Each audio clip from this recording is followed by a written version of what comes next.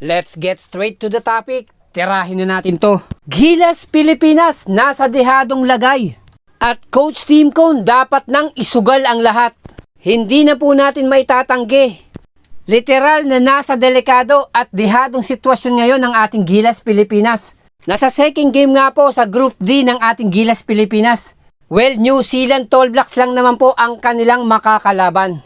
And for the record, isang beses pa lang nating natatalo ang New Zealand Tall Blacks. Sa buong 6 na laban na pinagsaluhan ng dalawang koponan na ito sa hard court. Talking about dehado o underdog. Just to compare lang po, ang Chinese Taipei at New Zealand Tall Blacks ay kaparehas na arsenal ang kanilang ginagamit. Ito po yung outside shooting, in particular sa 3 points area. Na kung ito nga pong mga Taiwanese ay hindi kinaya ng ating Gilas Pilipinas, papaano pa kaya itong mga New Zealand Tall Blacks? Na mayroon nga pong tira sa labas, may height, athleticism at international experience. Talagang world class ang koponan na ito.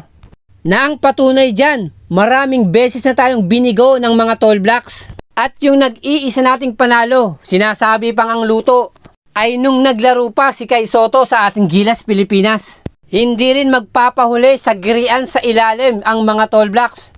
Dahil siguradong mapapalaban yung mga big man natin dito na si Junmar Fajardo at AJ Edu.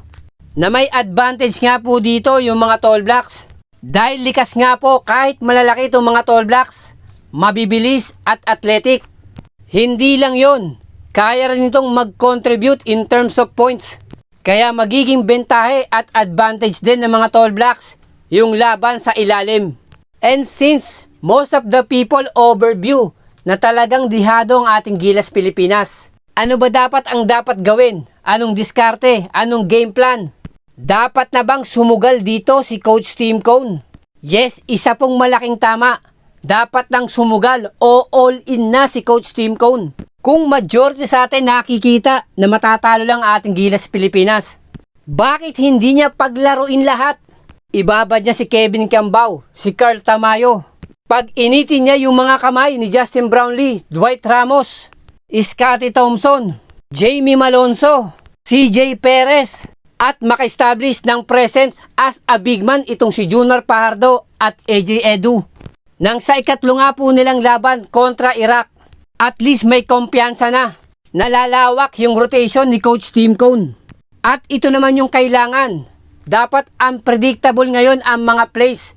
Discarded decision ni Coach Tim Cone.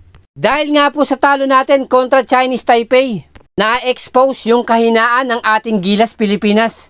Ganon din yung game plan at diskarte ni Coach Tim Cone.